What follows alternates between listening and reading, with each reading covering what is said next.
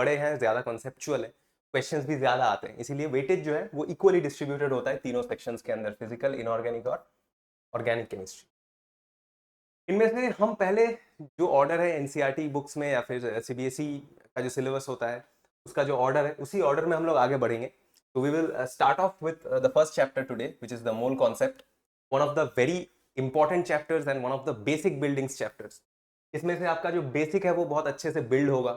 उसमें आपको पूरा class 11th as well as class 12th की जो फिजिकल केमिस्ट्री है उसमें बहुत हेल्प मिलेगी। And people who are aspiring for JEE Main, JEE Advanced like examinations, वहाँ पे बहुत ऐसे क्वेश्चंस ऑर्गेनिक इनऑर्गेनिक में भी आते हैं जहाँ पे फिजिकल केमिस्ट्री का एक बहुत बड़ा रोल होता है। और वो रोल कभी थर्मोडायनामिक्स से लिया जाता है, कभी मोल कंसेप्ट से लिया जाता है। मोल concept is the most important thing in your entire chemistry course. Okay, so as you can see, after mole concept we have the atomic structure where we talk about structures of atoms and the atomic theories present to us. फिर हमारे पास gas state है जो कि chapter number 5 होता है NCERT के अंदर। ठीक है, उसके बाद थर्मोडायनेमिक्स जो होता है चैप्टर नंबर 6 और इक्विलिब्रियम होता है चैप्टर 7। इक्विलिब्रियम के 2 पार्ट्स होते हैं, एक होता है आपका केमिकल इक्विलिब्रियम, इसमें 2 पार्ट्स आते हैं आपके, एक आपका केमिकल इक्विलिब्रियम हो जाता है, दूसरा हम पढ़ते हैं आयनिक इक्विलिब्रियम। ओके, इनमें से अगेन केमिकल इक्विलिब्रियम थोड़ा जो है वो मोर ऑफ कंसेप्चुअल है, whereas ionic equilibrium more of numericals है, उसमें ज़्यादा प्रॉब्लम्स क्वेश्चंस होते हैं। उसके बाद ये पूरा फिजिकल जब कंप्लीट हो जाएगा तो हम लोग मूव ऑन करेंगे इनऑर्गेनिक केमिस्ट्री के सेक्शन पे। यहाँ पे हम लोग पहले हाइड्रोजन के बारे में पढ़ेंगे। हाइड्रोजन जो है वो छोटा चैप्टर है, ज़्यादा टाइम नहीं लगता, इनफैक्ट एक ही क्लास में हो जाता है, छोटा चैप्टर है हाइड्रोजन। एस ब्लॉक भी रिलेटिवली स्मॉलर इन साइज है बाकी चैप्टर्स के मुकाबले। Then we have P block. P block is a big chapter, it's an important chapter and a conceptual chapter. ये इंपॉर्टेंट चैप्टर है एक ब्लॉक। पी ब्लॉक को अच्छे से हम लोग करेंगे। पी ब्लॉक के बाद पीरियोडिक टेबल। अच्छा, पीरियोडिक टेबल मैंने नीचे लिखा है लेकिन periodic table actually 3rd chapter है आपके एनसीईआरटी की किताब में, और बॉन्डिंग आपका 4th चैप्टर है। तो पहले हम लोग फिजिकल जब पढ़ लेंगे उसके बाद पहले हम लोग पीरियोडिक टेबल करेंगे, उसके बाद बॉन्डिंग करेंगे, फिर उसके बाद हम लोग हाइड्रोजन, एस ब्लॉक और पी ब्लॉक को उस ऑर्डर में करेंगे जिस ऑर्डर में आपके एनसीईआरटी में दिया हुआ है। ओके, फिर ऑर्गेनिक केमिस्ट्री में तो आपको पता ही है कि जनरल ऑर्गेनिक केमिस्ट्री होता है GOC, which is the most important part of organic chemistry, and we also have hydrocarbons, which again consists of several important reactions, important mechanisms। यहीं से आपका क्लास 12th की जो ऑर्गेनिक है उसकी बेसिक्स तैयार हो जाती है, जो मैकेनिज्म रिलेटेड ऑर्गेनिक केमिस्ट्री होती है ना, उसकी जो मैकेनिज्म है, उसका जो बेसिक्स है, उसका फाउंडेशन है, वो ले हो जाता है बहुत अच्छी तरीके से। तो अच्छा, लास्ट चैप्टर एनवायरमेंटल केमिस्ट्री। ये चैप्टर शायद अभी जेई मेन के सिलेबस से एंड नीट के सिलेबस से हटा दिया गया है, लेकिन जेई एडवांस के सिलेबस में से तो कुछ भी हटाया नहीं जाता है, इसलिए we will be going through this chapter as well. This is the last chapter of NCERT, but I don't think so that it is very important. First of all main chapters हम लोग cover करेंगे, then last में अगर time बचे then we will go for environmental.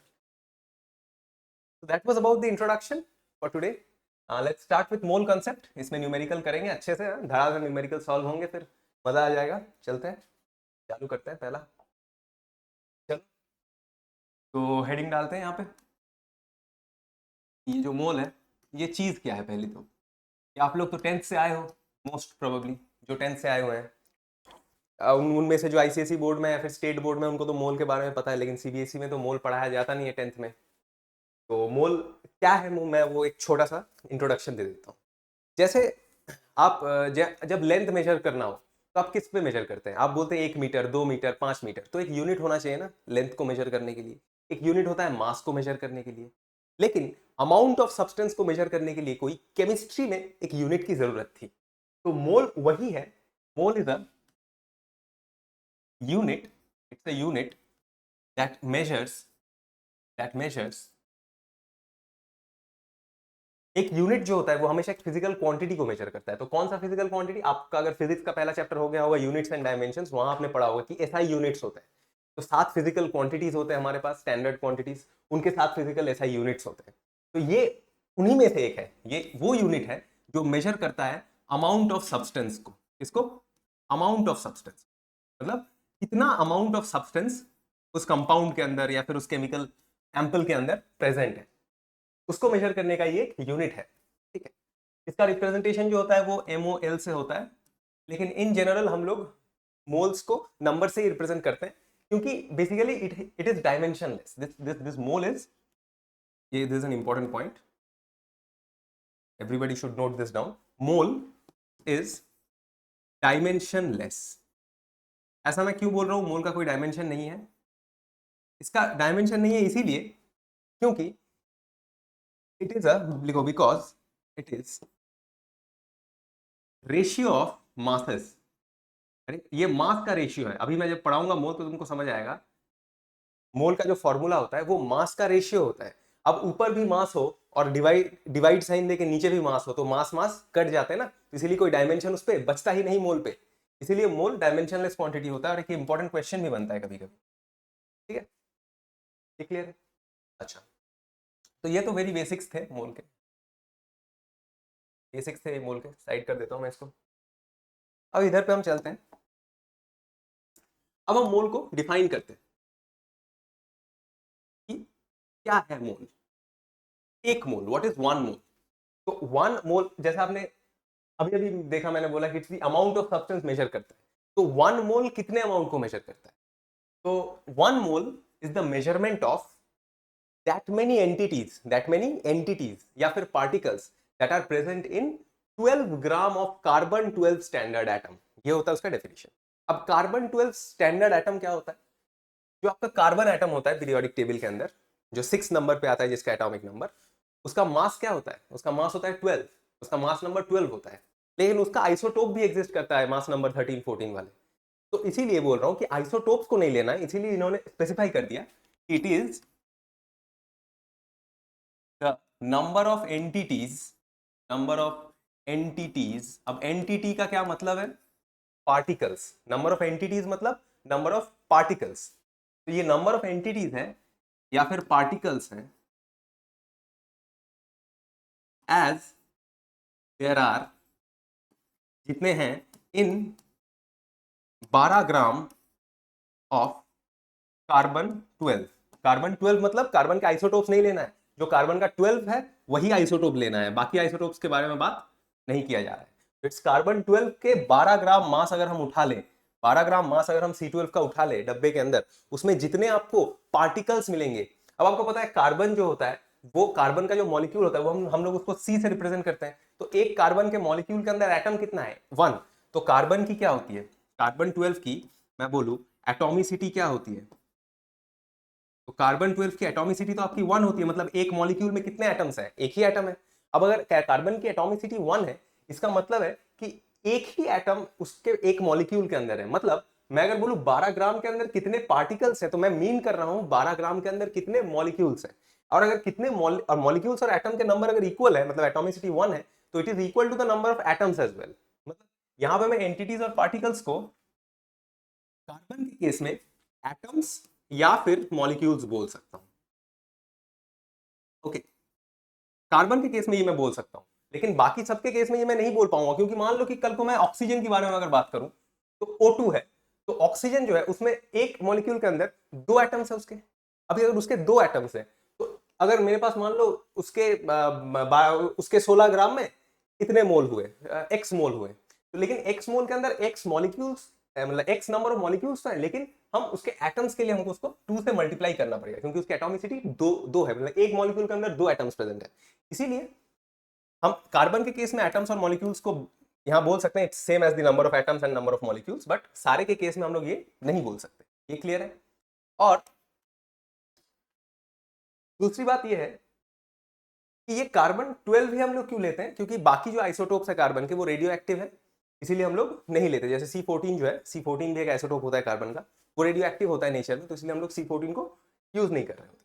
ठीक है, ये clear है?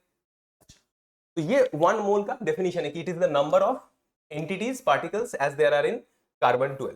अब कितने होते हैं ये भी तो जानना चाहिए। ये बोल दिया कि जितने कार्बन 12 के 12 ग्राम में होते हैं उतने। अब वो कितना है उसका कोई एक वैल्यू भी तो होगा।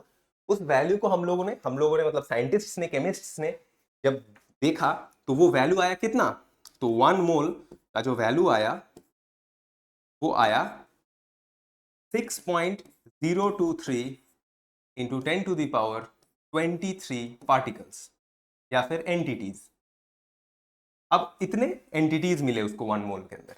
अब ये नंबर ऑफ एंटिटीज है, नंबर ऑफ पार्टिकल्स है, और पार्टिकल्स मतलब हमेशा याद रखो अभी से, पार्टिकल्स मतलब मॉलिक्यूल्स बेसिकली। कितने मॉलिक्यूल्स हैं उसके अंदर? लेकिन एटम्स ये हो भी सकता है, नहीं भी हो सकता, मैंने अभी अभी एक्सप्लेन किया। अगर एटॉमिसिटी 1 हो तब हम मॉलिक्यूल के साथ साथ एटम भी बोल दें, लेकिन अगर एटॉमिसिटी 1 ना हो तो हम नहीं बोल सकते। ठीक है, ये क्लियर है? तो इतने पार्टिकल्स या फिर इतने मॉलिक्यूल्स को रिप्रेजेंट करता है 1 मोल। ठीक है, ये बात क्लियर है? ये बात क्लियर है?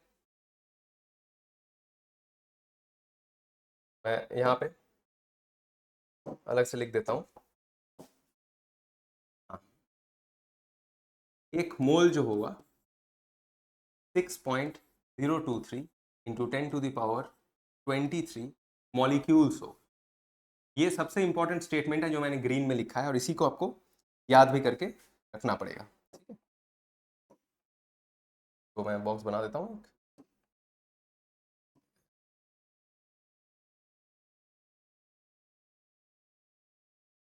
ठीक है,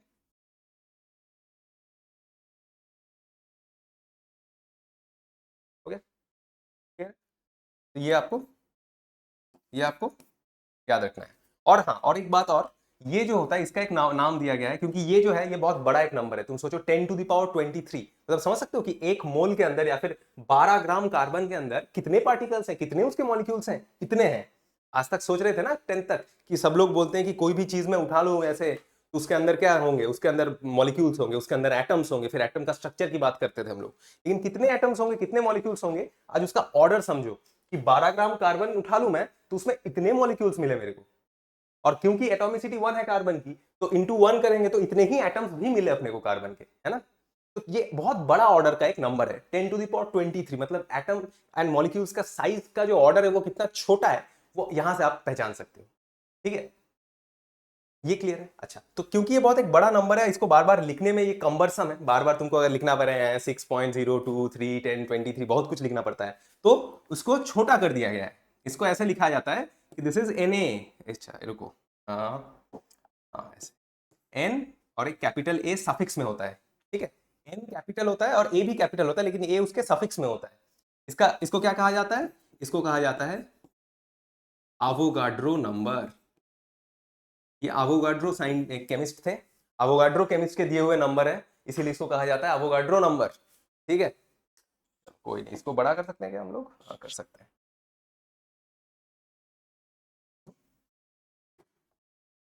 ठीक है, यहां तक किसी को कोई दिक्कत नहीं आनी चाहिए, मोल का क्लियर कॉन्सेप्ट आ जाना चाहिए। मोल का कॉन्सेप्ट क्लियर नहीं आएगा तो आगे समझने में दिक्कतें पैदा हो जाएंगी। ठीक है,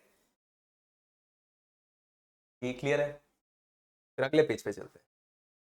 अभी तक तो हमने मोल का कॉन्सेप्ट समझ लिया, उसकी वो समझ लिया अपने कि कितने मोल्स होंगे तो कितने मॉलिक्यूल्स होंगे। अच्छा, तो मैं साइड में एक चीज लिख दूं यहाँ पे, मान लो कि x मोल्स हैं, x नहीं n ले लेता हूं जो स्टैंडर्ड डेफिनेशन है। सपोज लिखोगे कि सपोज n मोल्स थे अपने पास। ठीक है, n मोल्स किसके थे? ऑफ कोई भी सब्सटेंस, कोई भी सब्सटेंस मान लो, मैं अभी जस्ट मोल्स मॉलिक्यूल्स और एटम्स के बीच का रिलेशन दिखा रहा हूं। मान लो n moles of substance A, substance का नाम क्या है मैंने दे दिया ए नाम का कोई सब्सटेंस है जिसकी एटॉमिसिटी है whose एटॉमिसिटी, मतलब एटॉमिसिटी का मतलब सबको आना चाहिए अभी तक कि एक मॉलिक्यूल में कितने एटम है। तो ये ए ऐसा सब्सटेंस है जिसकी एटॉमिसिटी है स्मॉल ए। ठीक है, दिख रहा है मोटे? हाँ दिख रहा है, कोई दिक्कत नहीं।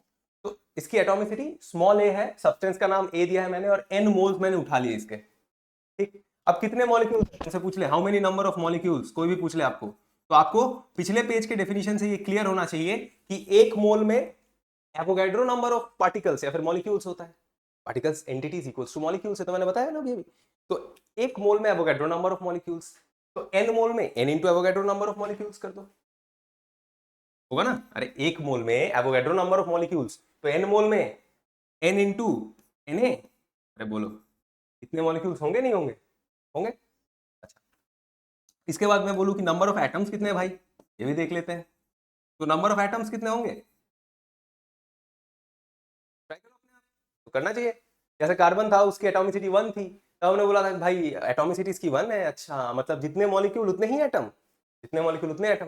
लेकिन इसमें क्या एटॉमिसिटी 1 है? नहीं, मैंने बोला भाई एटॉमिसिटी स्मॉल ए है इसकी, तो क्या होगी, मतलब स्मॉल ए एटॉमिसिटी का क्या मतलब है, मतलब एक मॉलिक्यूल इस ए के अंदर small A number of atoms है। आ रहा है?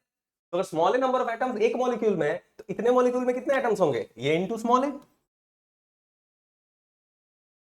हुआ ना, तो इतने नंबर ऑफ एटम्स होंगे, होंगे ना। ठीक, आगे मैं थोड़ा और कुछ शरारत करूं इसके साथ, मैं कुछ और करता हूं इसके साथ, चलो देखो, देखते पहले एक कलर विजिबल होता है कि कोई नहीं, इसके साथ एक और शरारत करता हूं मैं। साथ में मान लो मैं दे रखा हूं, ये जो ए है ना, इसकी एटॉमिक नंबर भी मैंने दे रखा है, इसकी एटॉमिक नंबर ऑफ ए मान लो तुमको दे रखा है, जेड है, जेड इसकी एटॉमिक नंबर है मान लो, ठीक, इस ए सब्सटेंस का जेड एटॉमिक नंबर है मान लो। एटॉमिक नंबर का मतलब किससे कितने को नहीं पता, ये जानना है मेरे को पहले, क्योंकि एटॉमिक नंबर और मास नंबर ये सब बेसिक चीज है, 7th 8th 9th में पढ़ रखे हो यार। एटॉमिक नंबर होता है क्या, number of protons present in one atom, और नंबर ऑफ प्रोटॉन जितने होते हैं, अगर एटम को न्यूट्रल रहना है, नंबर ऑफ इलेक्ट्रॉन भी तो उतने ही होंगे, है ना। प्रोटॉन कहाँ रहते हैं, एटम के न्यूक्लियस के अंदर, इसीलिए न्यूक्लियस कैसा होता है, पॉजिटिवली चार्ज। इलेक्ट्रॉन कहाँ होते हैं, एटम के बाहर घूम रहे होते हैं, किसमें, ऑर्बिटल्स में, सबशेल्स में, पढ़ेंगे एटॉमिक स्ट्रक्चर में, ठीक है, कहाँ घूम रहे होते हैं। लेकिन इलेक्ट्रॉन का नंबर और प्रोटॉन का नंबर सेम होना चाहिए, कितना, z, उसके एटॉमिक नंबर के बराबर। तो अगर उसके एटॉमिक नंबर भी दे रखा हो तो एक और सवाल मैं यहां आपसे पूछ लूं कि बोलो भाई, number of protons equal two electrons कितने थे, क्योंकि नंबर ऑफ प्रोटॉन और इलेक्ट्रॉन तो सेम ही होंगे, अभी अभी बोला ना मैंने स्टेबिलिटी के लिए, कितने थे, इतने एटम थे अपने पास, है ना। और एक एटम में उसके एटॉमिक नंबर जितने इलेक्ट्रॉन प्रोटॉन रहते हैं, ठीक, एक एटम में z electron and z proton रहेंगे अगर, तो इतने एटम में कितने रहेंगे, होगा, लिख लोगे, Na बोलो, आया नहीं आया, सबको आना चाहिए यार। और ये जो मैंने यहाँ लिख दिया है ना, खेल खेल में, मजाक मजाक में मैं बहुत अच्छी चीजें यहाँ पे लिख चुका हूँ, जो तुमको पढ़ के समझ के लिख लेना अपने नोटबुक के अंदर, क्योंकि ऐसे सवाल बार बार आपको कोई भी कोचिंग के मॉड्यूल उठा लो, कोई भी अच्छे किताब उठा लो, कोई भी प्रीवियस ईयर के सवाल उठा लो, आपको अच्छे अच्छे चीजें यहाँ पे ऐसे ही मिलेंगे। क्वेश्चंस बहुत ऐसे होते हैं कि जिसमें आपको डायरेक्टली पूछ रहे थे कितने इलेक्ट्रॉन है बताओ, तो लड़के घबरा जाते हैं यार, मोल निकालना आता है अपने को, ठीक है, हमने तो अभी तक मोल निकालना भी नहीं सीखा है, लेकिन हमने सीख लिया है कि अगर मोल हमको निकल जाए मान लो, ठीक है, ओ सॉरी, अगर मोल हमको निकल जाए मान लो, तो मोल से लेके हम उसकी एटम, उसकी मॉलिक्यूल, उसकी number of proton, number of electron सारा निकाल सकते हैं, है ना, ये क्लियर है, यहां तक कोई दिक्कत नहीं होनी चाहिए। मैं स्लाइड पे फिर से वापस आऊंगा, थोड़ा एक और चीज ऐड करूंगा, थोड़ा और शरारत इसके साथ करूंगा, उससे पहले मैं मोल निकालना सिखा देता हूं, ठीक है। तो इस स्लाइड को मैं अभी यहीं पे रखता हूं, स्लाइड को मैं ऐसे बड़ा कर देता हूं, बीच में रखता हूं इसको ऐसे, फिर लेफ्ट साइड पे आके फिर मैं इसको इस पे चीजें को ऐड करूंगा, ठीक है, चलता हूं। यहां तक कोई दिक्कत नहीं होनी चाहिए। जिन्होंने नोट नहीं किया वीडियो पॉज करके नोट कर लो यार। अच्छा, अभी इसके बाद हम देखते हैं कि how to calculate number of moles. अब कैलकुलेशन पे आते हैं, कैलकुलेशंस पे आते हैं। अब कैलकुलेशन जो है वो मोस्ट इंपॉर्टेंट पार्ट है मोल्स में, क्योंकि मोल है ही न्यूमेरिकल वाला चैप्टर बाबू। कैलकुलेशन में पहले ही जो बात है वो है मोल निकालना आना चाहिए, कि अगर मैं आपको बोल दूं कि मैं आपको 10 ग्राम ऑक्सीजन दिया हूं सिलेंडर के अंदर भर के, इतना था एक एम्प्यूल के अंदर, तो उसके अंदर कितने मोल है ऑक्सीजन के, ये निकालना आना चाहिए। एक बार मोल निकल जाए फिर तो एटम मॉलिक्यूल सारी चीजें हमने डिस्कस कर लिया यार, लेकिन मोल ही ना निकले तो मोल तो निकालना आना चाहिए। तो देखते हैं नंबर ऑफ मोल कैसे निकलता है। नंबर ऑफ मोल क्या होता है, एन से रिप्रेजेंट करते हैं हम लोग नंबर ऑफ मोल को, हमेशा यही बेसिक रिप्रेजेंटेशन है। तो नंबर ऑफ मोल का फॉर्मूला आता है गिवन वेट, अरे कोई वेट देगा ना कि 10 ग्राम 100 ग्राम 50 ग्राम 1 किलो, कुछ मास लोगे ना, कहीं से केमिस्ट के दुकान से कुछ खरीद के लाओगे तो कुछ मास में ही तो खरीद के लाओगे। अब केमिस्ट तो केमिस्ट्री पढ़ा नहीं है, वो तो खुद केमिस्ट बन गया क्योंकि वो बेच रहा है केमिकल चीजें, कि उसने केमिस्ट्री पढ़ नहीं रखा। उसको जाके बोलोगे मेरे को 2 मोल सामान दो, वो घबरा जाएगा, ये क्या बोल रहा है। उसको जाके तुमको बोलना पड़ेगा 200 ग्राम दो भाई, वो वजन करके तुमको दे देगा, दुकानदार है भाई, है ना। लेकिन फिर तुमको पता होना चाहिए कि उस वजन को मोल में कैसे कन्वर्ट करें, क्योंकि तुम तो केमिस्ट्री पढ़ रहे हो, तुमको तो केमिस्ट्री में काम करना है, तुमको लैब में एक्सपेरिमेंट करना है, तुमको मोल निकालना है, तो मोल निकालो। तो होता है वो गिवन वेट ओवर,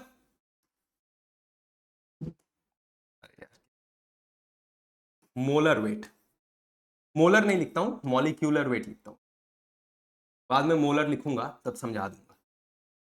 देखो हर एक का मॉलिक्यूलर वेट आपको आता है ना, रिलेटिव मॉलिक्यूलर मास जो होता है, जैसे अगर मैं वो बात करूं ऑक्सीजन की एग्जांपल से, मान एग्जांपल लेता हूं मैं ऑक्सीजन की, तो ऑक्सीजन को कैसे रिप्रेजेंट करता हूं मैं?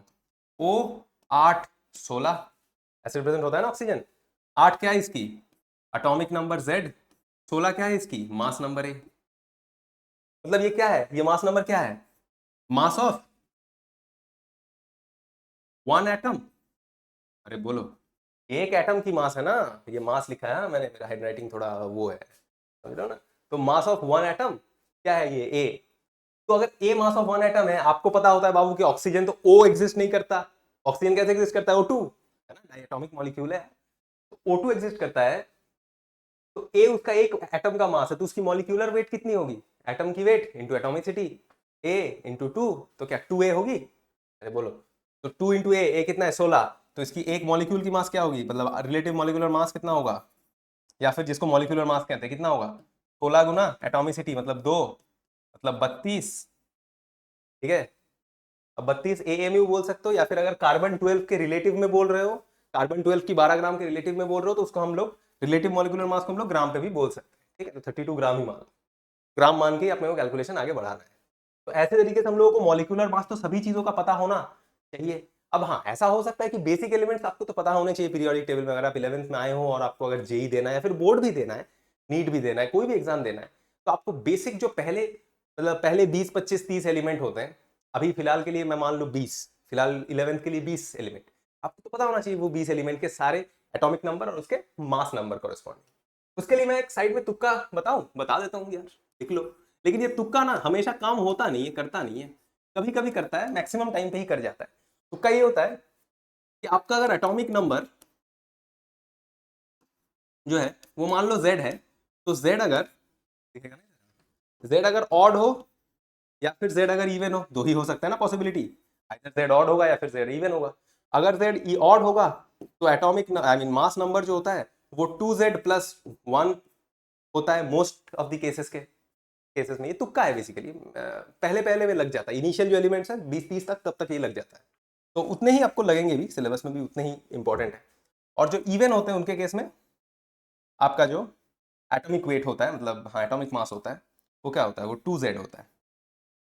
तो अगर आपको एटॉमिक नंबर तो आपको अब पढ़ना ही पड़ेगा, क्योंकि आपको एलिमेंट तो पहले रटने ही पड़ेंगे ना 20 30, तो जैसे पहले एलिमेंट रट लोगे, उसके बाद आपका एटॉमिक नंबर जैसे पता चल गया, उसके बाद आप आराम से मास नंबर भी निकाल सकते हो। अगर नहीं पता होगा तो इस तुक्के से आप देख सकते हो, मैग्नीशियम जैसे 12 है उसका Z, तो उसका इवन है तो 2 × 12 = 24, तो उसका एटॉमिक मास भी 24 होता है, 24 AMU या फिर ग्राम। ठीक है, तो ये एक छोटा सा तुक्का है, साइड कर देता हूँ। ऐसे तो बहुत तो इंपॉर्टेंट तो ज्यादा मैं नहीं बोल सकता इसको, अगर किसी को नहीं पता है उसको अगर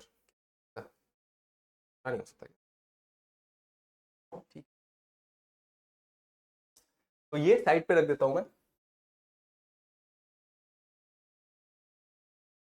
तो यहां से अपने को पता चला कि अपने पास एक इंपॉर्टेंट फॉर्मूला आ गया, यहां से फॉर्मूला अपने पास क्या आ गया,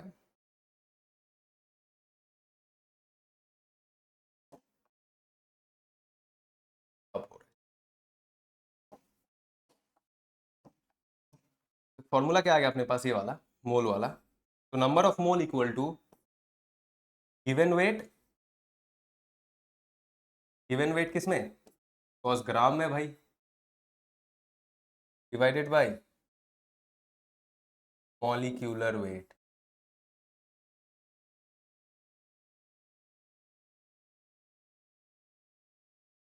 ठीक है, ये हो गया आपके मोल का डेफिनेशन। अब देखो मॉलिक्यूलर वेट भी आप ग्राम ही में लोगे, है ना। अब आप खुद सोचो, इसको भी आपने ग्राम में लिया है, उसको भी आपने ग्राम में लिया है, ग्राम ग्राम कट जाएगा, 10 gram by 25 gram, gram gram cut गया ना। तो ऐसे अगर ग्राम ग्राम कट जाएगा तो ये डायमेंशनलेस हो जाएगा, इसीलिए मैंने बोला था कि डायमेंशन ऑफ मोल ऐसे रिप्रेजेंट करते हैं ना डायमेंशन को, is equal to M0 L0 T0, मतलब 1, जीरो नहीं लिखना है, डायमेंशन 1 होता है, डायमेंशनलेस मतलब उसकी डायमेंशन 1 होती है, anything to the power 0 is 1। ठीक, ये फिजिक्स की चीज है, कोई नहीं। अब इसको कर देते हैं बॉक्स, ये सबके कॉपी में चला जाना चाहिए, है ना। आ गया।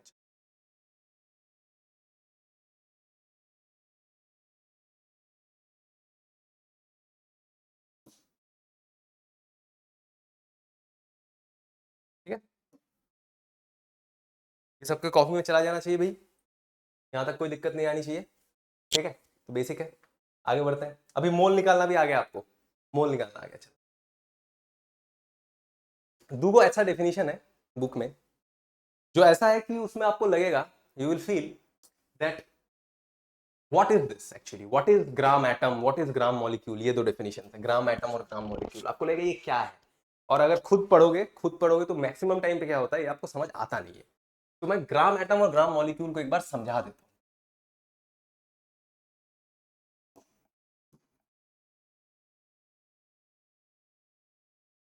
ग्राम एटम, ग्राम मॉलिक्यूल, इसके बाद हम लोग सवाल करेंगे भाई, 2-3 सवाल करेंगे, फिर आगे बढ़ेंगे। ग्राम एटम ग्राम मॉलिक्यूल समझा देते हैं। ये है क्या, सीधी बात में मैं समझाऊंगा, एकदम सीधा बात जो आपको जी एडवांस तक का सवाल करा देगा ग्राम एटम में, ठीक है। ग्राम एटम क्या है, मैं लिख दूं 1 मोल ऑफ एटम्स। बहुत अच्छे से स्टेटमेंट को पकड़ना, और यहां भी मैं लिख देता हूं, ये क्या है 1 मोल मॉलिक्यूल।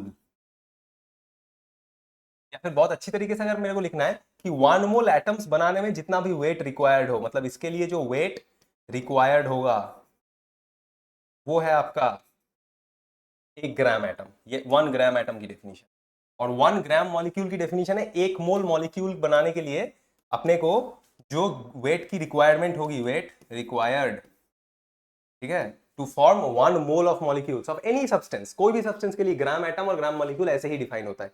क्या डिफाइन होता है, कैसे डिफाइन होता है, एक बार फिर से मेरी तरफ, बोर्ड की तरफ नहीं, अभी मेरी तरफ।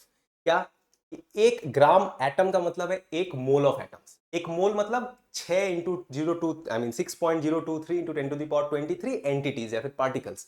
पार्टिकल्स कुछ भी हो सकते हैं, mole, I mean sorry not mole, atom, molecule, ions, ठीक है। तो यहां पे 1 मोल ऑफ एटम्स मतलब 6.023 इंटू 10⁻23 एटम्स रहने के लिए उस सब्सटेंस का कितना वजन अपने को लेना पड़ेगा ताकि उसमें एवोगैड्रो नंबर ऑफ एटम्स रहे, मतलब 1 मोल एटम रहे, उसको कहते हैं हम लोग 1 ग्राम एटम। अब खुद ही बोलो 2 ग्राम एटम क्या होगा, जिसमें 2 times Avogadro number of atoms रहे, मतलब 2 मोल एटम रहे। तो यहां पे मैं 1 मोल एटम 1 ग्राम एटम ना लिख के, मैं यहाँ पे 1 मोल एटम ना लिख के एन मोल, नहीं एन नहीं लेते, एन नहीं यूज करते, x mole I mean x gram atom ले ले, तो यहाँ पे तुमको पता है कि इसका मतलब क्या हो जाएगा फिर ये this is equivalent to, this is equivalent to x mole of atoms. Similarly मैं जनरलाइज कर रहा हूँ बेसिकली चीज को, क्योंकि 1 से तो कुछ जनरलाइज होती नहीं है, तो अपने को जनरलाइज भी करना पड़ता है। 1 से अपने हम समझ सकते हैं, लेकिन 1 से जनरलाइज नहीं होता। So this is your final general definition. ये अगर आपको पता है एकदम स्टार मार्क कर लो, क्या है ना, ये मेरा एकदम स्टार मार्क चीज है, इसको स्टार मार्क करके रख लो। ये ग्राम एटम और ग्राम मॉलिक्यूल, जब मैं स्टूडेंट था आपकी उम्र में था, तो मेरे को बहुत फंसाया था इन्होंने ग्राम एटम और ग्राम मॉलिक्यूल में। मेरे को कुछ नहीं आता था कि व्हाट इज ग्राम एटम, को समझ में नहीं आता था, लेकिन ग्राम एटम का मतलब अब आपको समझना चाहिए, ठीक। Is that clear. जैसे मैं एक एग्जांपल ले लूं और क्लियर हो जाएगा। एक एग्जांपल इसको छोटा करके इसी पेज में ले लेता हूं ना, या फिर इस साइड पर इधर लिख लूंगा। तो मैं एक एग्जांपल ले लेता हूं।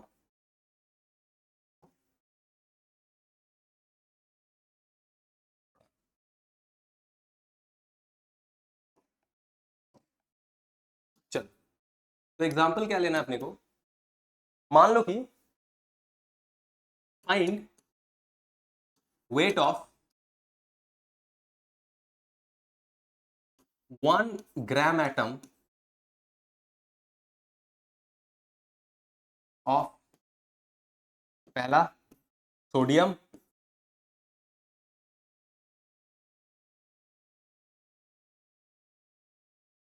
दूसरा ऑक्सीजन। करो जी, चलो ये भी लिख दिया तुम्हारे लिए O2 है। सोडियम कैसे एग्जिस्ट करता है, Na। करो, कितने वेट में 1 ग्राम एटम होगा, करो।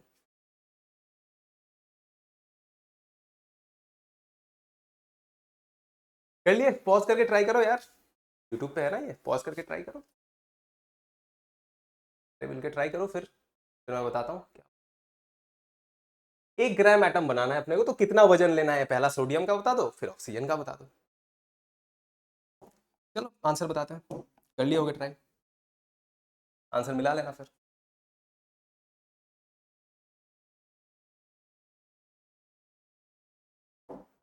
तो जैसे देखो, पहला वाला क्या है, सोडियम। सोडियम की एटॉमिसिटी की क्या है, 1 है। सोडियम की एटॉमिसिटी 1 है। अब अब मैं बात करूंगा कि सोडियम की अगर एटॉमिसिटी अपना 1 है, तो 1 ग्राम एटम का क्या मतलब, मैंने अभी भी बोला था, पिछले स्लाइड पे जाके देख लेते हैं। 1 ग्राम कहाँ गया, अच्छा इसी स्लाइड पे तो है, सॉरी। तो 1 ग्राम एटम मतलब 1 मोल ऑफ एटम्स, ठीक है भाई। तो 1 ग्राम एटम मतलब 1 मोल एटम रहने चाहिए। सोडियम में एटॉमिसिटी उसकी 1 है, तो जितने एटम उतने ही मॉलिक्यूल, ठीक। तो जितने एटम उतने ही मॉलिक्यूल, मतलब क्या, मैं यहाँ पे 1 mole atom equal to 1 mole molecule बोल सकता हूँ। क्यों? क्योंकि एटम और मॉलिक्यूल इसमें सेम नंबर में है, एटॉमिसिटी इसकी तो 1 है, एक एटम में आई मीन एक मॉलिक्यूल में एक ही एटम है, 1 मोल मॉलिक्यूल बोल दूं मैं इसमें। तो अगर मेरे मैं 1 mole atom equal to 1 mole molecule बोल दूं, मतलब 1 मोल मॉलिक्यूल कितना होता है, मतलब एवोगैड्रो नंबर ऑफ मॉलिक्यूल। अच्छा, तो sir Avogadro number of molecule पूछ रहा है ये कि कितने वेट में। चलो देखते हैं पिछले स्लाइड पे कि एवोगैड्रो नंबर ऑफ मॉलिक्यूल कहाँ रहता है। अच्छा, मोल का कहाँ लिखा मैंने, नहीं, यहाँ देखो, 1 मोल में एवोगैड्रो नंबर ऑफ मॉलिक्यूल रहता है। अच्छा, तो सर ये 1 मोल पूछ रहा है आपसे, क्योंकि एवोगैड्रो नंबर ऑफ मॉलिक्यूल्स तो भाई एक ही मोल में रहता है ना। अच्छा, मतलब ये आपसे और कुछ नहीं पूछ रहा है बाबू, ये आपसे एक ही मोल का वेट पूछ रहा है? अब इसकी मॉलिक्यूलर मास बता दो, मतलब एटॉमिक मास जो है वही तो मॉलिक्यूलर मास होगा, क्योंकि एटम जितने मॉलिक्यूल भी उतने हैं। तो इसके इसकी सोडियम जो होती है कैसा लिखा जाता है, 1123 लिखा जाता है ना, 1123। तो हो गया 1123, हाँ। तो इसकी एटॉमिक वेट क्या है, 23, मॉलिक्यूलर वेट भी वही है। तो कितना ग्राम ले लूं कि 1 मोल बन जाए, तो बोलो मोल का नंबर 1, वेट कितना ले लूं नहीं पता, डिवाइडेड बाय एटॉमिक मास या फिर मॉलिक्यूलर मास 23। तो कितना ग्राम ले ले हम, 23 ग्राम। तो क्या 23 ग्राम सोडियम ले लूं मैं, तो 1 मोल लिया जाता है।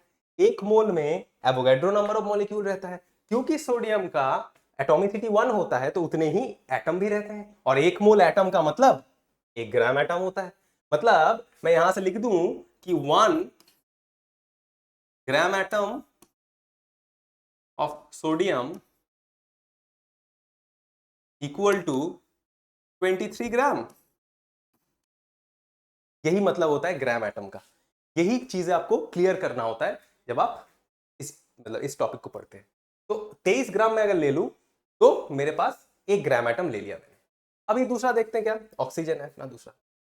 दूसरा ऑक्सीजन है, यहां तक किसी को कोई दिक्कत नहीं होनी चाहिए। यहाँ पे सारे उसको वो कर दो, क्या बोलते हैं, कॉपी कर लो जो भी कॉपी करना है, या फिर पॉज वॉज करके, क्योंकि मैं फिर आगे बढ़ूंगा। अगले सवाल के लिए मैं नेक्स्ट पेज पे चलता हूँ। इस पेज पे थोड़ा देखते हैं, अगर इसको छोटा करने का बन जाएगा।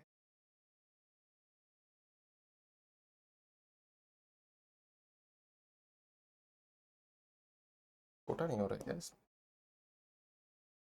क्या पता, छोटा तो इसमें हो नहीं रहा अभी। तो मैं अगले पेज पे चलता हूँ। तो अगले पेज पे देखते हैं दूसरा सोल्यूशन। O2, O2 इसकी एटॉमिसिटी 2 है। ऑक्सीजन मैंने बता दिया, O2 सवाल में O2 नहीं बोलेगा, ऑक्सीजन बोलेगा, है ना। तो ऑक्सीजन की एटॉमिसिटी क्या है, 2। अब 2 एटम्स हैं उसके 1 मॉलिक्यूल। चलो भाई, इसका आपको चाहिए 1 ग्राम एटम, मतलब 1 mole of atom, 1 mole of atom. अब अच्छा, एक एटम, 2 एटम मिलके 1 मॉलिक्यूल बनाते होंगे, तो 1 मोल एटम चाहिए है अगर, तो अपना आधा मोल मॉलिक्यूल मिल जाए तभी 1 मोल एटम बन जाएगा अपना। आया नहीं आया, फिर से। 2 एटम 1 मॉलिक्यूल में रहते हैं, ये तो एटॉमिसिटी का मतलब। तो एक एटम आधे मॉलिक्यूल में मिलेगा आपको। अरे, यूनिटरी मेथड बचपन का। तो 1 मोल एटम आधे मोल मॉलिक्यूल पे मिलेगा, अरे बोलो।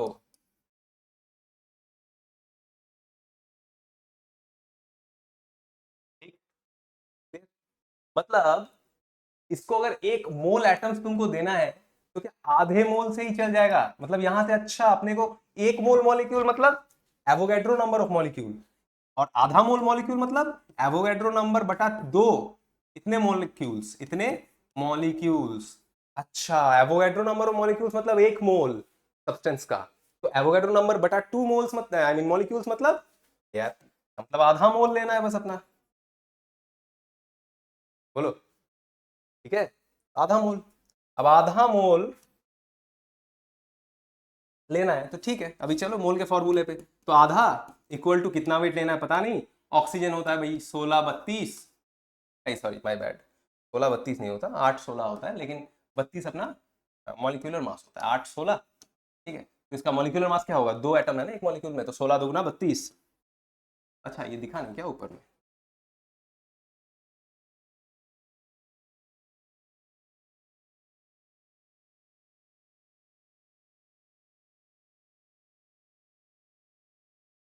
तो यहां से देखो,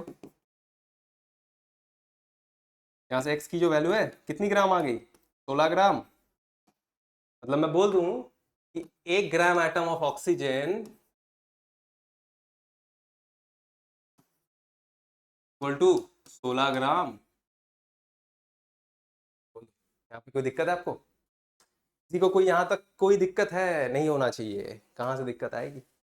आसान सी चीज है यार, क्या ही दिक्कत है इसमें, आसान आसान चीज है। अब 1 मोल एटम के बारे में मैंने बता दिया, ठीक, चलो। तो क्या मैं यहां से एक चीज देख सकता हूं कि देखो, जहां पे सोडियम था मोनो एटॉमिक मॉलिक्यूल था सोडियम का, एटॉमिसिटी उसकी 1 थी, वहां पे आया ये सोल्यूशन कि 1 ग्राम एटम जो है वो 23 ग्राम के बराबर है, मतलब जो मॉलिक्यूलर मास है या फिर एटॉमिक वेट है उसी के बराबर आ रहा है। लेकिन जहां पे उसकी एटॉमिसिटी दुगना मतलब 2 हो गई, वहां पे क्या उसकी 1 ग्राम एटम का वेट आधा हो गया। तो यहां से क्या आपको ये पता चल रहा है कि जहां पे जिसकी मॉलिक एटॉमिसिटी 3 हो जाएगी, मतलब अगर मान लो मैं ओजोन की बात करूं, ओजोन क्या होता है, O3, ये होता है ना ओजोन। मैं अगर ओजोन की बात करूं, इसमें 3 एटम मिलके एक बनाते हैं ना, तो जैसे ऐसे यूनिटरी मेथड करेंगे ना हम लोग, 3 मिलके एक मॉलिक्यूल बनाता है, तो एक एटम 1/3 मॉलिक्यूल में होगा, तो वहां 1/3 मोल आएगा आपका। तो वहां पे 1 ग्राम एटम का मास या मॉलिक्यूलर वेट बटे 3 हो जाएगा। ये रिजल्ट समझ पा रहे हो? जैसे सोडियम पे 1 था तो मॉलिक्यूलर वेट बटा 1 मतलब मॉलिक्यूलर वेट, तो 23 ग्राम हुआ 1 ग्राम एटम। ऑक्सीजन पे 2 था तो मॉलिक्यूलर वेट बटा एटोमिसिटी, तो 32/2 16 हो गया 1 ग्राम एटम का मास। यहाँ पे ओजोन में अगर 3 है तो फिर इसमें हम लोग molecular weight 3 into 16 which is 48/3 मतलब 16 ग्राम। ठीक आ रहा है ना समझ में ये? मतलब मैं यहां से एक चीज और जनरलाइज कर सकता हूं बाबू। क्या जनरलाइज कर दूं? मैं यहां से एक चीज और जनरलाइज कर दूं कि काम करता है तो जो है यहां से तो कर सकते हैं।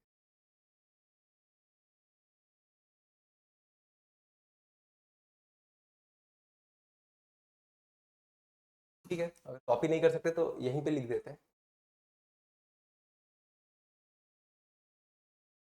एक इंपॉर्टेंट जनरलाइज रिजल्ट लिखना है तो यहाँ ऊपर दिखेगा, हाँ, देख लेना। तो मैं क्या लिखने वाला हूँ कि ग्राम एटम जो है ये, इसमें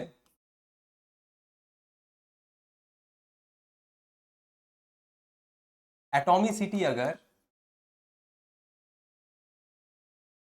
इफ एटॉमिसिटी दिख रहा है ना, इक्वल टू स्मॉल ए मान लो, ठीक है, अगर एटॉमिसिटी स्मॉल ए है तो उस केस में अपना 1 ग्राम एटम का मास क्या होता है अपना जनरलाइज रिजल्ट से, वो होता है molecular weight divided by atomicity. ये बात क्लियर है? ठीक, ठीक है, ये अगर क्लियर है तो मैं आगे बढ़ सकता हूँ। ये सब लो नोट डाउन कर लेंगे। ये हो गया आपका ग्राम एटम ग्राम मॉलिक्यूल पे मैंने सवाल भी करा दिया। अब इस पे कोई दिक्कत नहीं आनी चाहिए आपको।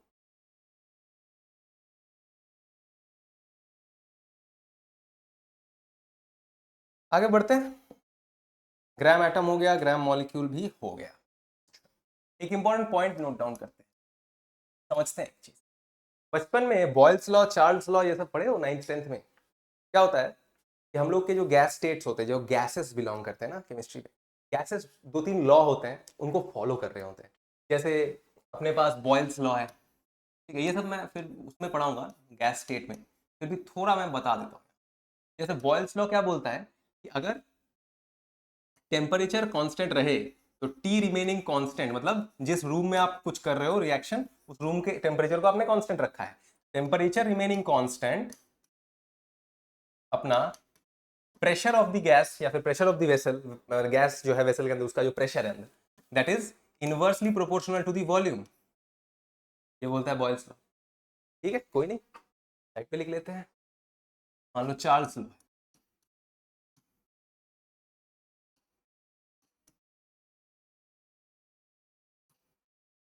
ठीक है, चार्ल्स लॉ में क्या है, चार्ल्स बोलता है, अच्छा, चार्ल्स बोलने बोला कि प्रेशर को आपने कांस्टेंट रख दो। अभी इन्होंने क्या कहा, इन्होंने कहा टेम्परेचर को आपने कांस्टेंट रखो तो प्रेशर जो होता है वो फाउंड होता है इनवर्सली प्रोपोर्शनल टू वी। तो यहां से हम लोग बोलते हैं ना पीवी जो है that is equal to a constant k, ऐसे ये होता है बॉयल्स लॉ का एक्सप्रेशन, ये बचपन में पढ़े होंगे। लेकिन ऐसे ही चार्ल्स लॉ में क्या होता है, वो बोलता है P remaining constant, pressure remaining constant, आपका जो टेम्परेचर है जो उसके वॉल्यूम है उसके साथ डायरेक्टली रिलेटेड होता है।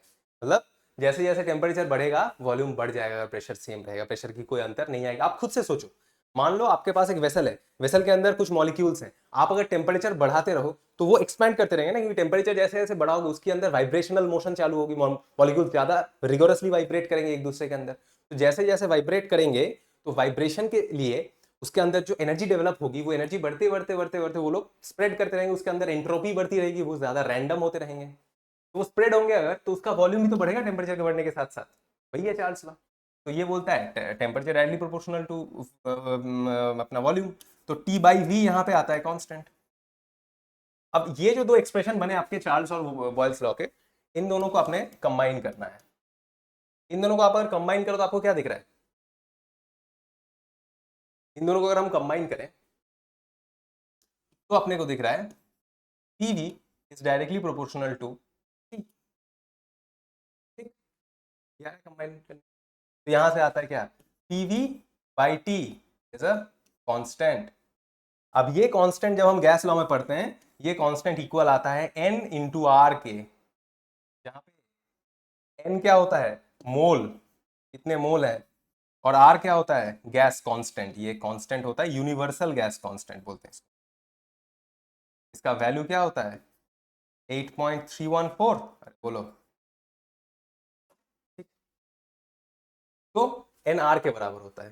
तो यहां से अपना मोस्ट फेमस रिलेशन आता है क्या, ये सब बाद में फिर और अच्छे से समझाएंगे जब हम गैस स्टेट पढ़ाएंगे, लेकिन यहाँ मैंने इस रिलेशन समझाने के लिए, अब मैं हवा में तो कुछ नहीं बोल सकता ना, समझाने के लिए मैंने ये बोला, यहाँ से ये रिलेशन अपने पास आ जाता है, PV is equal to n R T, ये होता है ideal gas equation, ideal gas equation. ठीक, कोई दिक्कत नहीं आनी, पीवी इक्वल टू एनआरटी। अब पीवी इक्वल टू अगर एनआरटी है, अब मैं क्यों इसको इसके बारे में बात कर रहा हूं, क्योंकि मेरे को मोल का एक इंपॉर्टेंट पॉइंट डिस्कस करना है। यहां तक कोई दिक्कत नहीं होनी चाहिए किसी को, अपना जो भी छाप सकते हैं वो। ये नाम जो है ये गैस कांस्टेंट सिर्फ नहीं है, ये यूनिवर्सल भी है साथ में, नाम है universal gas constant, capital R, 8.314 joule पर केल्विन पर केजी, देता हूँ जूल पर केल्विन पर केजी का यूनिट होता है। जूल क्या होता है, एनर्जी का यूनिट, केल्विन क्या होता है, टेम्परेचर का यूनिट, केजी क्या होता है, मास। आगे बढ़ते हैं, तो भैया बोल रहे हैं इसको पहले ही बड़ा कर दो, तो बड़ा कर ले, फिर देखते हैं, और थोड़ा बड़ा ही कर ले। अभी लिखते हैं इस पे इंपॉर्टेंट एक पॉइंट, क्या अपने को लिखना है कि, हाँ, तो एक स्टेटमेंट है, पहले स्टेटमेंट मैं लिख देता हूं फिर उसको मीनिंगफुली समझाऊंगा। ये बोलता है 1 mole of any gas at STP. What is STP? Anybody? Standard temperature pressure. जो स्टैंडर्ड टेम्परेचर और स्टैंडर्ड प्रेशर होता है according to IUPAC, international union of pure and applied chemistry, उन्होंने बोला है STP आता है, स्टैंडर्ड टेम्परेचर प्रेशर। क्या होता है ये होता है टेम्परेचर जो है 273 केल्विन, 0 डिग्री सेल्सियस, और इसमें प्रेशर जो होता है वो होता है 760 मिलीमीटर ऑफ मरकरी।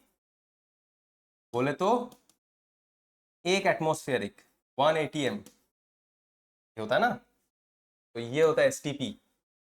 तो इन्होंने बोला कि 1 mole of any gas at STP occupies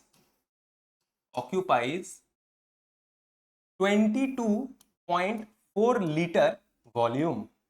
अब ये जो बोला गया है ये एक बहुत इंपॉर्टेंट चीज बोली गई है, और ये सवाल पे बार बार आता है, इसको स्टार मार लो, यूसी स्टार, स्टार पॉइंट है ये।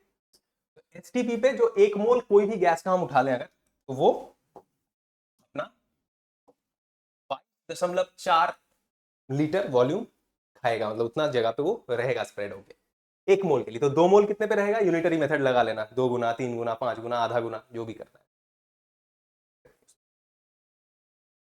अब क्यों ये होता है इसका रीजन भी तो बताना चाहिए, तो इस रीजन को बताने के लिए ही मैंने इतना कुछ यहाँ पे लिखा है। तो देखो यहाँ पे PV equal to NRT, PV equal to अगर NRT है तो मैं उस पेज पे ले जाता हूँ इसको। तो अपने को हम जानते हैं वी नो कि भाई गैस जो है, ये गैस ही की बात कर रहे हैं ना हम लोग, कौन सा गैस? अच्छा, आइडियल भी लिखना जरूरी है, आइडियल गैस होना चाहिए। हम लोग जानते हैं for ideal gas PV equal to NRT वो फॉलो करता है भाई। अब यहाँ पे अगर आप प्रेशर की जगह 1 एटमॉस्फेरिक प्रेशर डालोगे, जो कि SI यूनिट में कितना होता है?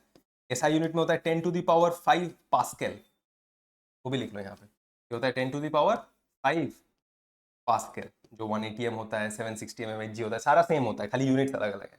तो 10⁵ पास्कल प्रेशर अगर हम इस पे डालें, n का वैल्यू 1 डाल दें 1 मोल के लिए, R का वैल्यू अपने को पता है 8.314, टेम्परेचर का वैल्यू अपन अगर 273 केल्विन डाल दें अंदर, ये अगर हम डाल दें अंदर सारी चीजें, तो अपना जो वॉल्यूम निकल के आता है ना यहाँ से, इस इक्वेशन से सॉल्व करके देखना घर पे, ये आता है इसी के आसपास 22.4 लीटर।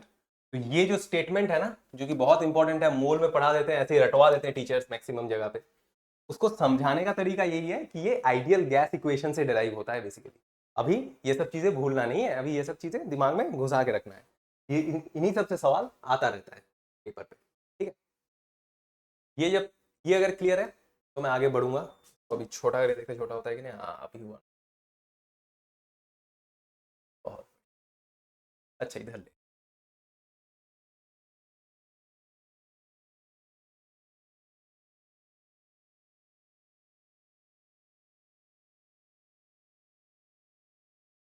ये हो गया। तो एक सवाल करते हैं, चलो, बहुत बहुत देर थ्योरी पढ़ा दिया, सवाल करते हैं।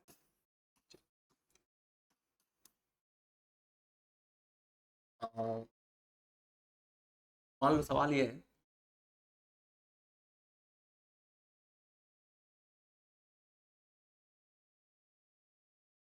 88 ग्राम of carbon dioxide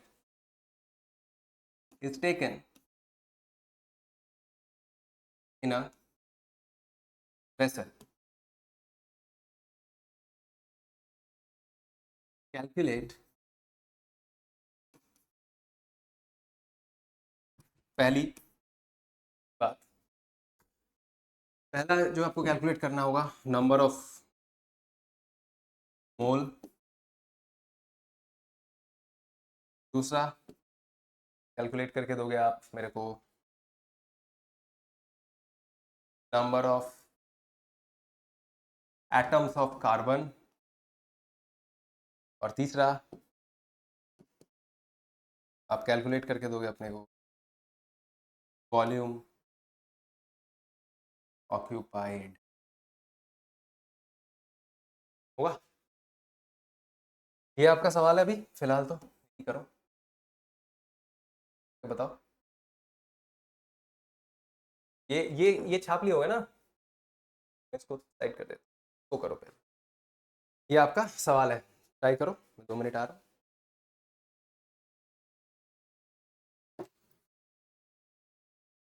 तो आपको पता करना है मोल, अरे यार क्या, आपको पता करना है मोल, मोल एटम्स ऑफ कार्बन और वॉल्यूम ऑक्यूपाइड। आसान है, करते हैं अब हम, देखो मोल निकालना कतई आसान। कार्बन डाइऑक्साइड की पहले मॉलिक्यूलर मास निकालना है अपने को, तो इसकी पहले वाले का मॉलिक्यूलर मास निकालेंगे तो मोल आ जाएगा ना, मोल की वैल्यू आएगी 88 डिवाइडेड बाई मॉलिक्यूलर मास। इसको अच्छा, इसको मोलर मास भी बोल देते हैं। हाँ, मोलर मास क्यों बोलते हैं, क्योंकि एक मोल का तो यही मास है ना, तो एक मोल का ही मास है। लेकिन क्या मोलर मास हमेशा मॉलिक्यूलर मास होगा, ऐसा नहीं है। क्यों, समझाता हूं। अगर एक मोल मॉलिक्यूल की मैं बात कर रहा हूं, तब मोलर मास मॉलिक्यूलर मास के बराबर होता है। लेकिन अगर मैं मोल ऑफ एटम की बात कर रहा हूं, तब नीचे जो मोलर मास लोगे वो एटॉमिक मास लेते हैं। इसीलिए हम लोग मोलर मास बोलते हैं। मोल मतलब जो 1 मोल कंस्टिट्यूट करता है जितना मास, उसको हम लोग मोलर मास बोलते हैं। 1 मोल क्या, अगर मॉलिक्यूल है तब हम लोग बोलते हैं मॉलिक्यूलर मास को मोलर मास। अगर एटम्स की बात कर रहे हैं जब, तब हम बोलते हैं एटॉमिक मास को। ठीक, तो यहाँ पे हम लोग मॉलिक्यूलर मास ले रहे हैं, क्योंकि हम यहाँ पे CO2 पूरा एक मॉलिक्यूल है। 88 डिवाइडेड बाई मॉलिक्यूलर मास करेंगे इसका, तो मॉलिक्यूलर मास कितना होगा देखो, 88 डिवाइडेड बाई 12 प्लस 2 इंटू 16 32, मतलब 44, मतलब 2 मोल। 2 मोल हुए ना, 2 मोल हुए अभी, 2 मोल हो गए। अभी number of atoms of carbon कितने हैं, कितने कार्बन एटम्स होंगे इसके अंदर, तो 2 मोल आपके पास सब्सटेंस का है। 2 मोल सब्सटेंस का है का मतलब हमको क्या पता चला, जैसे ही मोल निकल गया एक चीज आपको पता चल गया उसी पॉइंट पे, कि 2 इंटू एवोगैड्रो नंबर मॉलिक्यूल्स थे अपने पास, है ना। यही तो मैंने बताया था कि 1 मोल मतलब एवोगैड्रो नंबर ऑफ मॉलिक्यूल्स, तो 2 मोल मतलब 2 into Avogadro number of molecules, किसके, सब्सटेंस के। कौन सा सब्सटेंस, कार्बन डाइऑक्साइड। अब कार्बन डाइऑक्साइड के इतने अपने मॉलिक्यूल्स हैं, तो एटम्स कितने हैं बाबू। अब आपको देखना पड़ेगा कि इतने मॉलिक्यूल्स के अंदर अपना कौन सा एटम मांगा है। अपना एटम क्या हो गया, ये क्या हो गया, मिट गया क्या?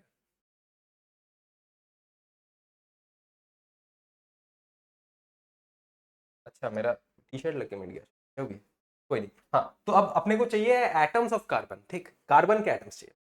तो देखो एक मॉलिक्यूल में एक ही कार्बन का एटम है क्या, एक मॉलिक्यूल में एक ही कार्बन का एटम है ना। तो एक मॉलिक्यूल में अगर एक ही कार्बन का एटम है, तो जितने मॉलिक्यूल ऑफ CO2 होंगे उतने ही कार्बन के एटम्स होंगे। तो साथ में मैं एक और सवाल जोड़ देता हूं कि एटम्स ऑफ ऑक्सीजन भी बता दो।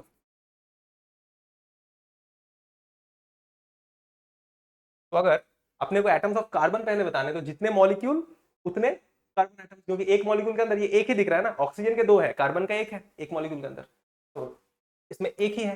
तो अगर एक ही है तो इसमें सेम होगा, इतना मॉलिक्यूल्स ऑफ कार्बन डाइऑक्साइड तो इतना ही 2 into Na atoms of carbon. बोलो यस और नो। तो ऑक्सीजन के कितने एटम्स भैया, ऑक्सीजन के एटम्स देख लो, यहां लिख देता हूं मैं। ऑक्सीजन के एटम्स होंगे, मैं नहीं दिख रहा होगा लेकिन स्क्रीन दिख रहा है। तो ऑक्सीजन के एटम्स कितने हैं, ऑक्सीजन के एटम्स हैं, देखो एक मॉलिक्यूल के अंदर 2 एटम है ऑक्सीजन के। तो एक मॉलिक्यूल के अंदर अगर 2 एटम्स हैं, तो 2 इंटू Na मॉलिक्यूल्स के अंदर इंटू 2 एटम्स होंगे, तो 4Na हो जाएगा ना, मतलब 2Na, इतने मॉलिक्यूल्स थे इंटू 2, जो कि basically 4Na atoms of oxygen है। तो टोटल एटम्स कितने बने, मतलब अपने को टोटल एटम कितने हैं उसके अंदर वेसल में, ये भी पूछ सकता है कि टोटल नंबर ऑफ एटम्स बता दो। वो कितना होगा, 4Na ऑक्सीजन के, 2Na कार्बन के, तो 6Na। 6Na number of atoms, total number of atoms, total number of atoms 4Na plus 2Na 6Na। That okay, clear, no issues, we can move ahead. अच्छा, एक सवाल बच गया, वॉल्यूम ऑक्यूपाइड। ये तो आसान है, अब इसमें भी क्या मैं बता दूं, ऊपर ही लिखा हुआ है 1 mole of any ideal gas at standard temperature pressure occupies ये। अच्छा, एक और चीज मैं यहाँ पे लिखना भूल गया था कि ये स्टैंडर्ड टेम्परेचर प्रेशर पे है कि नहीं है। तो उसके लिए मैं बोलता हूँ कि अगर कुछ नहीं लिखा हो कभी सवाल पे, तो मान ही लेना है STP पे, ऐसा ही होता है। कुछ नहीं लिखा होता है सवाल पे तो वो STP पे ही होता है। ठीक है, तो वेसल एट STP, STP पे अगर होगा तो 1 मोल 22.4 लीटर लेगा। तो यहाँ पे मोल कितने आए थे अपने? 2, तो 2 मोल कितने लेंगे? 2 मोल लेगा 40 कितना 4.8 लीटर, यही तो होगा एट एसटीपी। इतना इतना बड़ा वेसल अपने को चाहिए होगा। कभी कभी ऐसा पूछ लेते कि कितना बड़ा वेसल हो कि अपना जो गैस है वो एक्सपैंड ना करे। जैसे जेई एडवांस में अगर सवाल बनाना हो आईआईटी के प्रोफेसर्स को, तो वो ऐसे ही कॉन्सेप्ट से चालू करते हैं कि छोटा छोटा, पहले इनको इनसे मोल निकलवाते हैं, फिर इनसे पूछते हैं कि कितना वॉल्यूम का वेसल होगा ताकि वो गैस फिल आउट ना करे उसके ऊपर से। तो वो बोलेगा कि 44.8 लीटर मिनिमम होना चाहिए, मतलब 50 लीटर अगर हो जाए, आई मीन 45 लीटर अगर हो जाए तो अपना काफी है। उसके बाद कुछ भी हो तो एक्स्ट्रा वॉल्यूम रह जाएगा ऊपर, ठीक। उसके बाद मान लो उन्होंने बोल दिया कि चलो 50 लीटर का हमने एक वेसल ले लिया, उसके अंदर इतना ही हमने कार्बन डाइऑक्साइड डाला। अच्छे से समझना, हो रहा है जी एडवांस का सवाल, ठीक। 50 लीटर के वेसल के अंदर 44.8 लीटर कार्बन डाइऑक्साइड। अब वो बोलेंगे कि उसके ऊपर मैंने उसको हीट डाल दिया उस पर। अब उसका तुमको इनिशियल वॉल्यूम पता है, फाइनल वॉल्यूम पता है। अब हम सीधा घुस जाएंगे थर्मोडायनेमिक्स के कंसेप्ट के अंदर, फिर वहां से थर्मोडायनेमिक्स का पार्ट चला गया, फिर वो सवाल बना, फिर वहां से आंसर आया। तो ऐसे ही सवाल जो होते हैं कॉन्सेप्ट चैप्टर्स मिक्स करके, वैसे ही वाले सवाल जेई एडवांस पे आते हैं। जेई एडवांस जो जेई एडवांस का पेपर देंगे उनके लिए ये चीज समझना बहुत इंपॉर्टेंट है कि जेई एडवांस में ऐसा नहीं है कि उसमें बहुत कुछ, मतलब कुछ रॉकेट साइंस ही पूछ लेगा, कुछ ऐसा ही पूछ लेगा कि जो टीचर पढ़ाया ही नहीं कभी, बहुत ही कुछ मतलब डिफिकल्ट चीज, ऐसा नहीं होता है। जेई एडवांस में ऐसी ही चीजें पूछता है जहां पे 2-3 चैप्टर्स के कॉन्सेप्ट्स को, टॉपिक्स को एक के बाद एक कास्केड करके वो लगा देते हैं कि एक ये करेगा, फिर इस चैप्टर का कॉन्सेप्ट लगेगा, फिर इस चैप्टर का लगेगा, मिलके जो बनेगा वो आपका एक सवाल बन गया जेई एडवांस का। समझ आ रहा है आपको? तो ये क्लियर रखना चाहिए। तो इसीलिए ये सब छोटे छोटे छोटे छोटे कॉन्सेप्ट्स अगर आप बिल्डअप करते जाए, बाद में आपको जब मैं जे एडवांस के लिए जो पढ़ेंगे उनको जब मैं पढ़ाऊंगा, तब मैं देखेंगे हम लोग सवाल कुछ ऐसे लाएंगे, मैं खुद से भी बना के लाऊंगा, कुछ किताबों पे भी मिल के लाऊंगा, जहां पे आपको कंसेप्ट कंबाइंड क्वेश्चंस मिलेंगे। ठीक है, चलो ये हो गई अभी तक। तो सब कुछ समझ आ रहा होगा, तो है नहीं अभी तक। आगे बढ़ते हैं। अभी तक तो स्टोइशियोमेट्री का जो मेन पार्ट है वो हमने बोला ही नहीं, स्टोइशियोमेट्री पे जाएंगे, आखिरी है। इससे पहले तो अपने ग्राम, हमने ग्राम एटम बोला, ग्राम मॉलिक्यूल बोला, मोल डिस्कस किया, सब कर लिया। हाँ, अब जो बचा है वो आपका कंसंट्रेशन टर्म्स। जरा देख लो, कंसंट्रेशन टर्म्स मतलब कॉन्सेंट्रेशन एक यूनिट, मतलब एक आई मीन क्वांटिटी है, उसको मेजर करने के क्या क्या टर्म्स अपने पास केमिस्ट्री में अवेलेबल है। तो कंसंट्रेशन टर्म्स के अंदर अपने पास कुछ रेशियोज है, जैसे एक है वेट बाई वेट रेशियो, एक है वेट बाई वॉल्यूम रेशियो, ठीक है, एक है वॉल्यूम बाई वॉल्यूम रेशियो, चौथा है मोलैरिटी, पांचवा है मोलैलिटी, छठा है मोल फ्रैक्शन। मोल फ्रैक्शन हालांकि कंसंट्रेशन के अंदर नहीं आता, फिर भी मैं लिख देता हूँ, साथ ही में सारे टर्म्स पढ़ा दूंगा एक साथ में। ये सारे आपके टर्म्स हैं जो आपके सिलेबस में है और आपको पढ़ने भी हैं। तो आपको क्या करना है, इस पे आपको समझना है, इसमें देखना है, इस पे इसको देखते हैं कि वेट बाई वेट रेशियो क्या होता है। अब वेट बाई वेट रेशियो सबको पता चल रहा है यार, परसेंटेज। अच्छा, ये सारे परसेंटेज में भी एक्सप्रेस हो सकते हैं, 100 से मल्टीप्लाई कर देना, परसेंटेज बन गया। ठीक है, तो वेट बाई वेट रेशियो मतलब weight of compound, weight of compound, I mean sorry sorry एक second, sorry not compound, my bad. ये हम लोग क्या बोल रहे थे, ये हम लोग बोल रहे थे कंसेंट्रेशन टर्म्स, राइट। तो कंसेंट्रेशन मतलब कोई सोल्यूशन की बात कर रहे हैं, तो हम लोग कोई सोल्यूशन की बात, ठीक। तो सोल्यूशन की अगर हम लोग बात कर रहे हैं, तो सोल्यूशन में क्या होता है, सोल्यूट प्लस सॉल्वेंट होता है, सॉल्यूट होता है और साथ में एक गो सॉल्वेंट भी होता है, ठीक। तो वेट बाई वेट रेशियो मतलब वेट ऑफ सॉल्यूट, यहीं पे सब लोग गलती कर देते हैं, बोलते हैं बाई वेट ऑफ सॉल्वेंट, नहीं, वेट ऑफ सोल्यूशन, पूरे सोल्यूशन का वेट इन ग्राम, तो हम लोग कहते हैं वेट बाई वेट रेशियो, ठीक है।